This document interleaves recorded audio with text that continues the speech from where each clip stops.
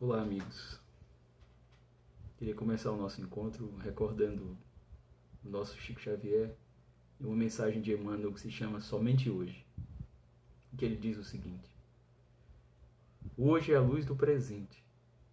Dia como este dia em toda a vida terás este somente. Recorda isso e atende a todo bem que desejes fazer.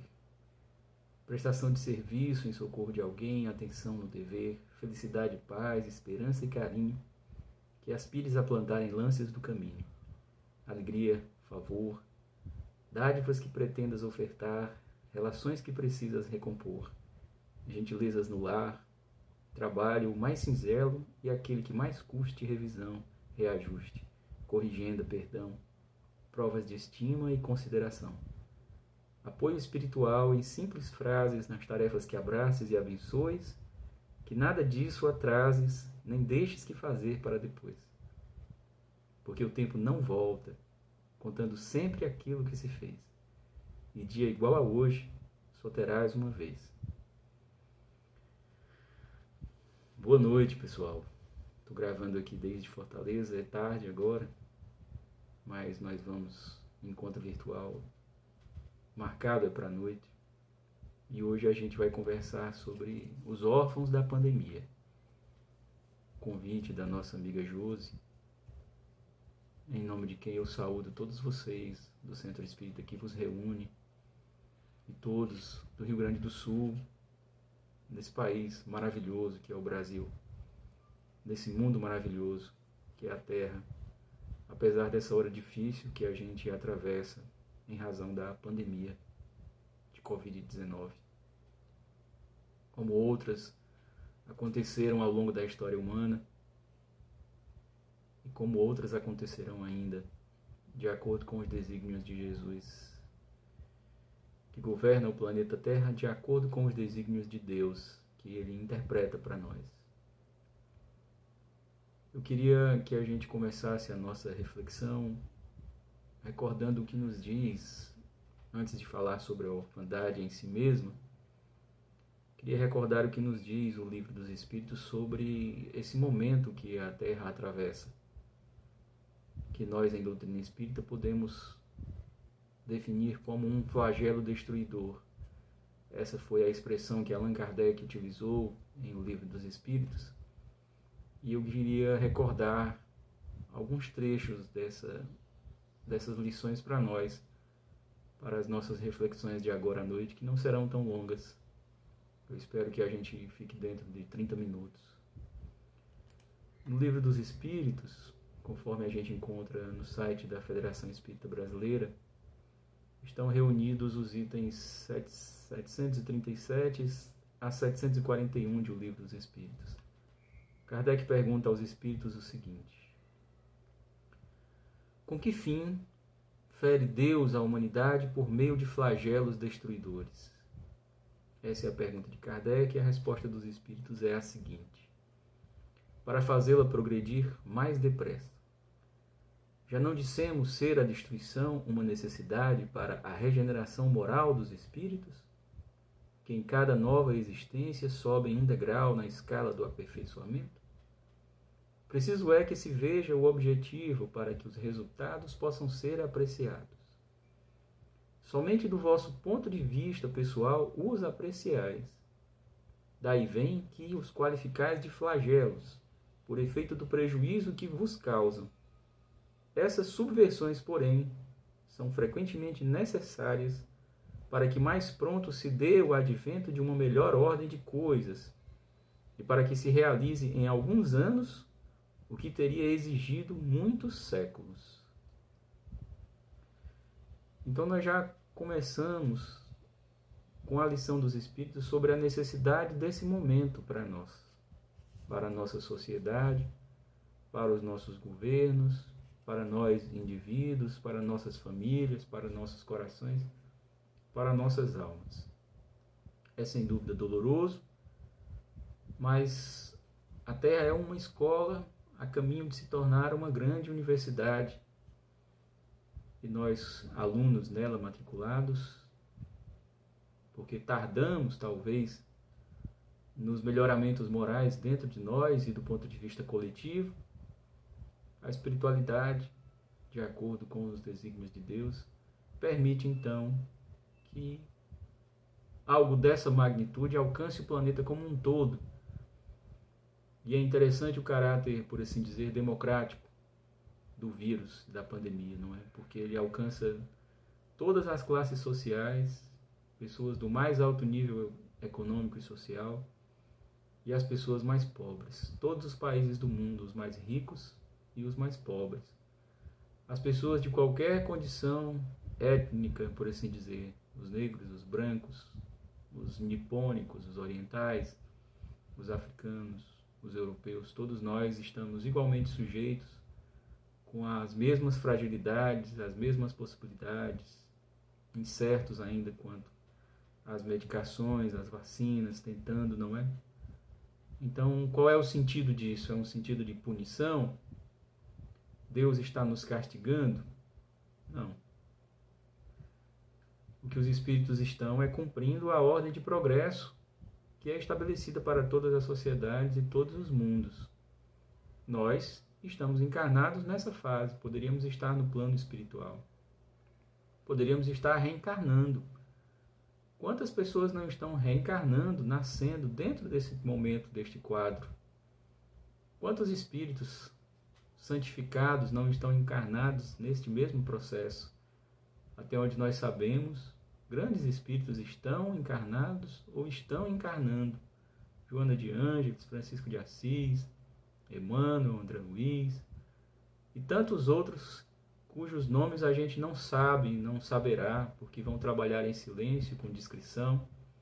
Talvez nunca venham a ser famosos e conhecidos, nunca vão para o Big Brother, nunca vão ganhar a Copa do Mundo, nunca serão campeões mundiais de Fórmula 1. No entanto, o seu trabalho será absolutamente importante para as coletividades em que eles se inserem e para as sociedades como um todo, e nós nem lhes saberemos os nomes.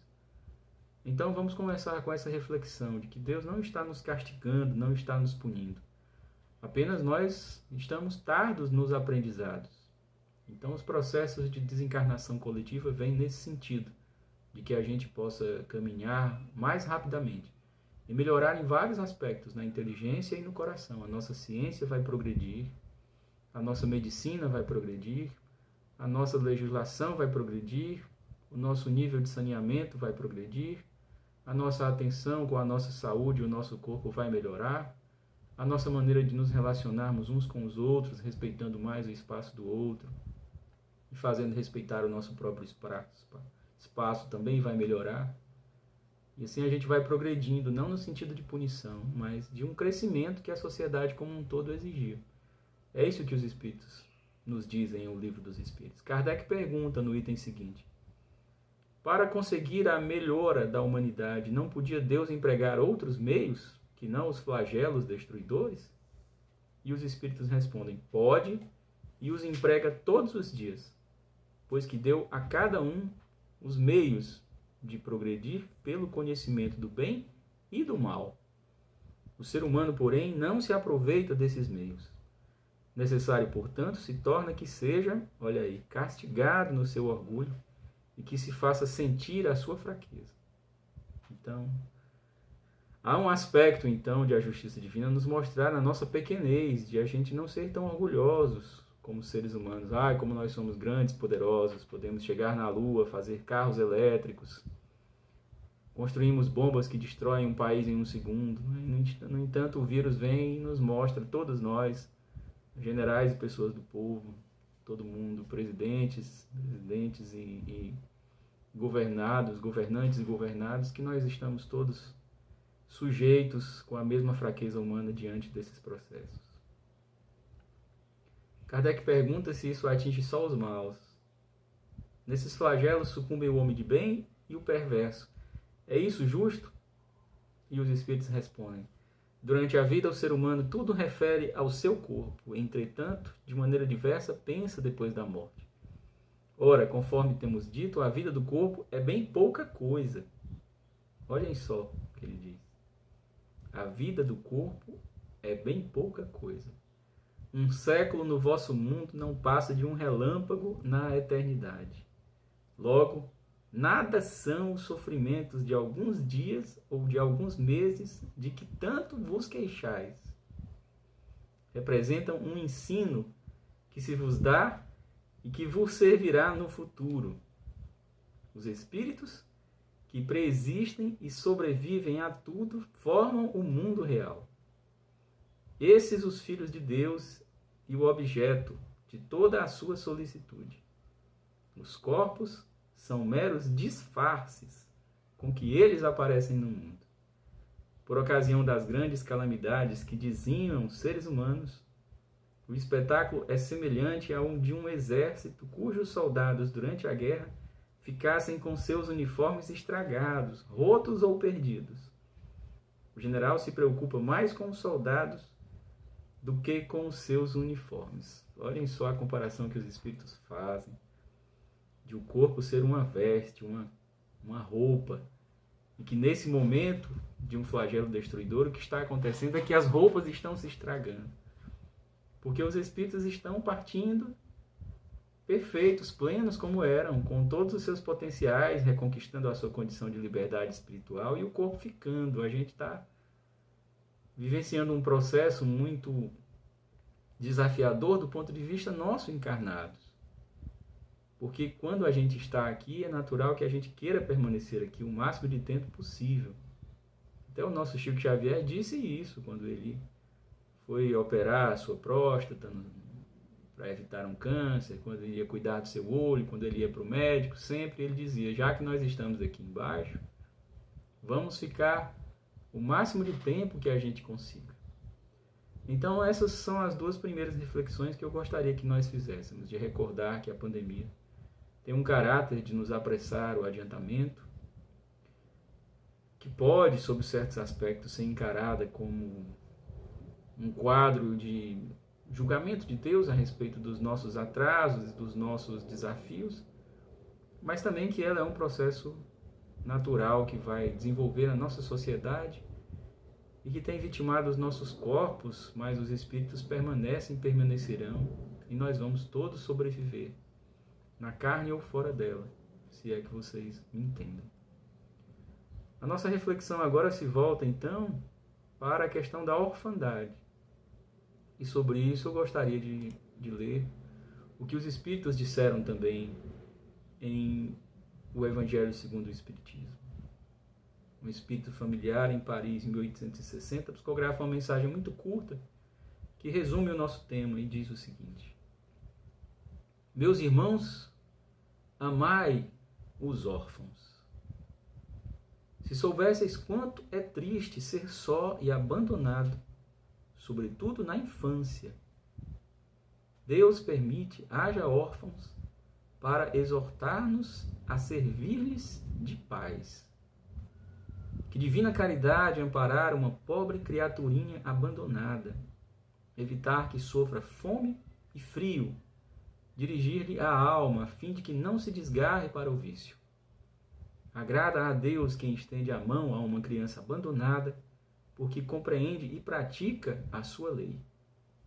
Ponderai também que muitas vezes a criança que socorreis vos foi cara noutra encarnação, caso em que, se pudesseis lembrar-vos, já não estaríeis praticando a caridade, mas cumprindo um dever. Assim, pois, meus amigos, todo sofredor é vosso irmão e tem direito à vossa caridade. Não, porém, a essa caridade que magoa o coração, não a essa esmola que queima a mão em que cai, pois frequentemente bem amargos são os vossos óbolos. Quantas vezes seriam eles recusados se na choupana a enfermidade e a miséria não os estivessem esperando? Dai delicadamente, juntai ao benefício que fizerdes o mais precioso de todos os benefícios, o de uma boa palavra, de uma carícia, de um sorriso amistoso. Evitai esse ar de proteção que equivale a revolver a lâmina no coração que sangra, e considerai que, fazendo o bem, trabalhais por vós mesmos e pelos vossos. Um Espírito Familiar, Paris, 1860. Então, encaremos, amigos, os fatos. Há uma quantidade absurda de pessoas experimentando perdas e entrando na condição de orfandade. É claro que os espíritos, nessa mensagem, e nós também aqui, vamos dizer mais sobre as crianças que estão perdendo os pais e as mães do ponto de vista carnal. E que esperam, requerem, solicitam, pedem, aguardam, merecem que alguém lhes adote de alguma maneira. Mas há vários níveis dessa adoção e dessa doação. E também há vários níveis de orfandade. Os pais idosos que perderam todos os filhos na pandemia estão órfãos. Os esposos que perderam a esposa que perdeu o esposo, não só as crianças que perderam os pais, estão num momento de orfandade espiritual, de vazio no coração, de solidão e de necessidades materiais. A marca principal do Espiritismo, como os espíritos trouxeram o Espiritismo, que é o renascimento do cristianismo, a marca principal do Espiritismo deve ser, e ainda é, a que era a marca principal do cristianismo no começo. A prática do amor concreto, que a gente chama de caridade, no dia a dia. Os primeiros cristãos, que não tinham nome, nem símbolo, nem religião, eram identificados pelo desapego material e pelo nível de ajuda que prestavam uns aos outros sempre, em todas as dificuldades. Seja nos bens coletivos, seja no socorro da amizade, seja no socorro de atender aos órfãos. Jesus, por exemplo, quando estava morrendo, dedica Maria, que ficou órfã dele, a João, que tinha mãe. Não é? João, até onde nós sabemos, irmão de Tiago, tinha na casa dos 17 anos, e filho de Zebedeu, e tinha pai e mãe. No entanto, Jesus consagra João ao cuidado de Maria, que ficou órfã da morte dele. E Maria ao cuidado de João. Mulher, eis aí teu filho, filho, eis aí tua mãe. Então todos nós estamos nesse momento desafiados e convidados a sair de nós mesmos e fazermos mais por quem está perdendo às vezes tudo. Não só o pai e a mãe, mas também as condições de sobrevivência. E nós espíritas, nessa hora, trabalhadores da última hora, somos muito desafiados e chamados a fazer alguma coisa, a sair da gente, a não ficarmos só no campo da teoria. Tudo bem, nós temos o dever imposto pelas sociedades governamentais e pelo regramento governamental de nos preservar, mas isso não nos impede de sair de casa de máscara, de irmos a uma entidade de assistência, de irmos a um orfanato, de irmos a um lar onde a gente sabe que morreu a mãe, ou morreu o pai, ou morreu uma das filhas, ou morreu um avô, e levar uma palavra, como diz o texto, levar uma cesta básica, levar um carinho. E quem sabe os que sejamos mais ousados, aqueles cujo coração se tocar mais e tivermos mais coragem e ousadia moral, adotarmos, sairmos em campo, encontrarmos um desses filhos ou filhas da pandemia, da orfandade, e adotarmos como nosso filho em nosso lar. Minha mãe carnal, Dona Maria Bezerra de Freitas, que gosta de ser chamada de Dona Marizinha, fez esse movimento, e talvez seja por isso que até hoje eu tenho em mim mesmo o desejo da adoção. Minha mãe, antes de ter os filhos carnais, criava 2 meninas que eram da família, e a mãe morreu, e ela assumiu o cuidado, ainda solteira, assumiu o cuidado das 2 crianças. Quando meu pai surge no horizonte da vida, e ambos se apaixonam, e meu pai faz a proposta de casamento, minha mãe diz: eu só vou se levar as crianças e você não vai querer ir com as crianças. E para a surpresa de todos, meu pai diz a ela, não, eu só quero se for com as crianças. Então os 2 primeiros filhos de meus pais foram não carnais, foram 2 crianças adotadas. E tempos depois viemos eu, meu irmão e minha irmã, ao longo dos anos. Eu sou o mais novo, sou o caçula. E até hoje as nossas 2 irmãs adotadas nos têm a mesma relação de carinho, de cuidado, até maior do que 2 irmãs sanguíneas, por assim dizer. E até hoje a relação com meus pais é sem dúvida uma relação forte, profunda, e trouxeram muita alegria e muita beleza ao círculo familiar da nossa casa até hoje. Já deram aos meus pais alguns bisnetos, inclusive, porque nós viemos muitos anos depois desse processo de adoção. Em especial, muitas vezes, para as mulheres que não conseguem gestar ou têm algum tipo de bloqueio para a gestação, nós temos diversos casos em que, após a decisão da adoção, acabam conseguindo gestar do ponto de vista orgânico. Nós temos uma missionária, uma pessoa que trabalha no terceiro setor, nas organizações não governamentais, no campo, com pessoas em situação de rua. Aí por São Paulo, não posso dizer o nome, não tenho autorização, mas conto a história de que é uma pessoa extremamente caridosa, uma mulher muito, muito bondosa, e tinha um profundo desejo de gestar, de ser mãe carnal, mas não conseguia. Tinha recursos, fez todos os tratamentos e não conseguia. Então ela resolve adotar e consegue, depois de algum tempo, de fato a sua filha, pelos processos de adoção. E após conseguir adotar 2 crianças, ela, sem fazer tratamento, engravida de um par de gêmeos. Não é interessante? Ela resolve adotar 2 meninas. E depois que consegue adotar as 2 meninas, misteriosamente engravida de um par de gêmeos. Então, isso não é o resumo de toda a nossa conversa. Nós estamos refletindo. A doutrina espírita é a doutrina da liberdade e das reflexões, não é?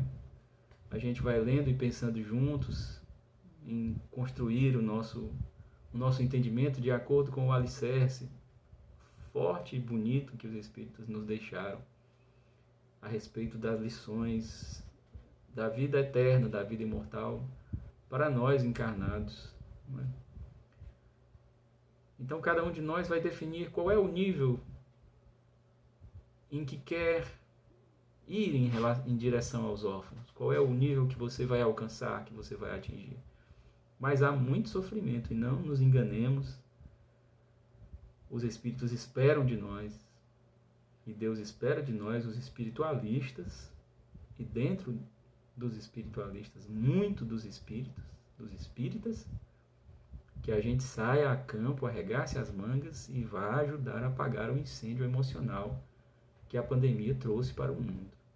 Que a gente se arme de coragem, saia de casa mesmo, de máscara, protegido, como seja, ou virtualmente, através das doações, como a pessoa se sentir forte para fazer, mas a hora é essa, o momento é esse, de a gente ir a campo e trabalhar nesses vazios emocionais que a pandemia deixou. Meus pais passaram pela pandemia e ficaram... Meu pai nem tanto, que é negro, mas minha mãe, que é mais frágil, além de ser mulher, sempre foi um pouco mais frágil organicamente, ela nunca mais foi a mesma pessoa depois da pandemia. Ficou com um quadro de depressão, chora muito, ficou muito cansada, tem dificuldades de locomoção. Então, mesmo as pessoas que ficamos passando pela pandemia, sofremos abalos e permanecemos. E agora ela requer mais cuidado, mais atenção, mais carinho, mais paciência, mais amor. Então, em várias casas que foram mais afetadas, há vazios emocionais e existenciais muito grandes. No nosso círculo de amigos, e no grande círculo dos estranhos, não é? Que acabam indo buscar socorro nas entidades de assistência social, nas igrejas, nos centros espíritas. E nós somos os trabalhadores da última hora. Se espera de nós e se pede de nós que a gente vá, arregace as mangas e vá ajudar, vá a campo, vá fazer, vá realizar, não é? Mas, Inácio, eu tenho medo, não quero sair de casa, estou me preservando, tudo bem, então reserve um momento do seu dia, ou 2, às 6 da noite, às 10 da noite, e reze, e entre em oração, e faça vibrações pelas casas que você conhece que estão sofrendo, pelas pessoas que desencarnaram, pelos que ficaram. Depois, quem sabe, talvez Deus nos fortaleça, nos ilumine e a gente abrace com mais firmeza, com mais presença, com mais garra, com mais coragem, com mais dedicação, com mais amor, esse longo livro em que estão todos esses nomes dos atuais órfãos, adultos e crianças, principalmente, dos quadros de pandemia. Eu, sem querer achar que já falei tudo, mas penso que já falei o que era essencial do nosso ponto de vista.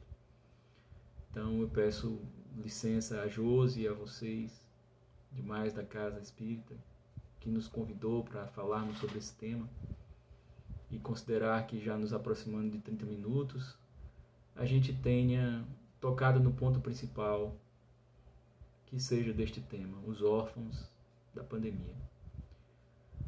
Para encerrar, eu gostaria de lembrar 2 textos, um de Khalil Gibran e o outro de nosso Emmanuel novamente.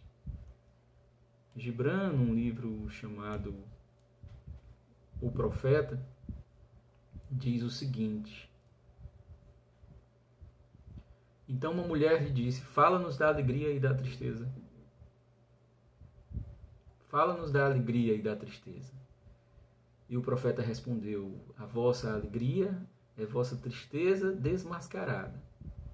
E o mesmo poço que dá nascimento a vosso riso foi muitas vezes preenchido com vossas lágrimas.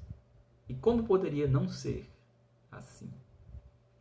Quanto mais profundamente a tristeza cavar suas garras em vosso ser, tanto mais alegrias podereis conter. Não é a taça em que verteis vosso vinho a mesma que foi queimada no forno do oleiro? E não é a lira que acaricia vossas almas a própria madeira que foi entalhada a faca? Quando estiverdes alegres, olhai no fundo de vosso coração e achareis que o que vos deu tristeza é aquilo mesmo que vos está dando alegria. E quando estiverdes tristes, olhai novamente no vosso coração e vereis que, na verdade, estáis chorando por aquilo mesmo que constituiu o vosso deleite. Alguns dentre vós dizeis, a alegria é maior que a tristeza, e outros dizem, não, a tristeza é maior. Eu, porém, vos digo que elas são inseparáveis. E ele finaliza dizendo, vêm sempre juntas, e quando uma está sentada à vossa mesa, lembrai-vos de que a outra dorme em vossa cama. Em verdade, estáis suspensos como os pratos de uma balança entre vossa tristeza e vossa alegria. E somente quando estáis vazios, estáis em equilíbrio. Quando o guarda do tesouro vos suspende para pesar seu ouro e sua prata, então deve a vossa alegria e a vossa tristeza subirem ou descerem. Khalil Gibran e o Profeta. E para encerrar, como sendo a nossa oração, encerramento, eu peço permissão a vocês para ler mais um trechinho de Emmanuel, quando ele diz assim, Senhor, ensina-nos a orar sem esquecer o trabalho, a dar sem olhar a quem, a servir sem perguntar até quando, a sofrer sem magoar, seja a quem for, a progredir sem perder a simplicidade, a semear o bem sem pensar nos resultados, a desculpar sem condições, a marchar para a frente sem contar os obstáculos, a ver sem malícia, a escutar sem corromper os assuntos, a falar sem ferir, a compreender o próximo sem exigir entendimento, a respeitar os semelhantes sem reclamar consideração, a dar o melhor de nós além da execução do próprio dever sem cobrar taxas de reconhecimento. Senhor, fortalece em nós a paciência para com as dificuldades dos outros, assim como precisamos da paciência dos outros para com as nossas próprias dificuldades. Ajuda-nos para que a ninguém façamos aquilo que não desejamos para nós. Auxilia-nos, sobretudo, a reconhecer que a nossa felicidade mais alta será invariavelmente aquela de cumprir-te os desígnios, onde e como queiras, hoje, agora e sempre. Vamos encerrando e eu agradeço a vocês pela oportunidade de falar com vocês na distância, este pequeno companheiro de vocês encarnado aqui no distante Ceará, e feliz de participar de alguma maneira dos desafios de trabalho espírita de vocês aí no Rio Grande do Sul. Um abraço grande a cada um, na pessoa da Josi, nossa amiga, um beijo grande no coração de todos, que Deus nos fortaleça e nos ilumine, hoje e sempre.